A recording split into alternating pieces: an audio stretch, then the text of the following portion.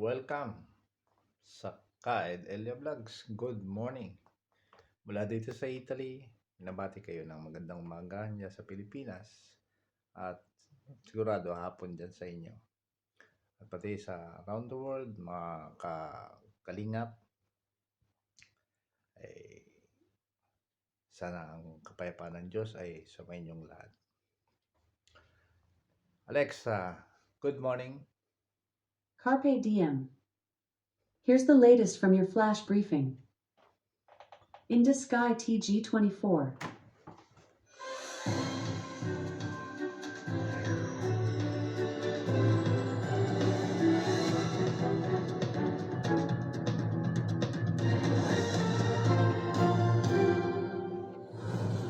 Alla Camera l'abbraccio tra Meloni e Salvini, la Premier minimizza le tensioni con il leader leghista, dice contano le decisioni sull'Ucraina, aggiunge lavoriamo per un tavolo di trattativa. Le opposizioni tengono il punto, Schlein insiste in supporto all'Ucraina ma no alle truppe sul campo e Conte attacca la Presidente del Consiglio, ha messo l'Italia in un vicolo cieco. E la vigilia del Consiglio europeo che avrà al centro la guerra in Ucraina, pronte nuove sanzioni contro la Russia per la morte di Alexei Navalny. Alexa, stop. Ano po, magang-magang balita dito sa Italy ang tungkol sa Ukraine, at yung pagkamatay ng leader ng oposisyon na sinabi di umano na nilason daw at salita yung isang leader namin dito sa bansang Italia na sa politika, leader ko hindi dahil hindi tayo nakikialam sa politika. At ito sinasabi dito yung balita na tungkol nga sa nagiging problema sa Ukraine.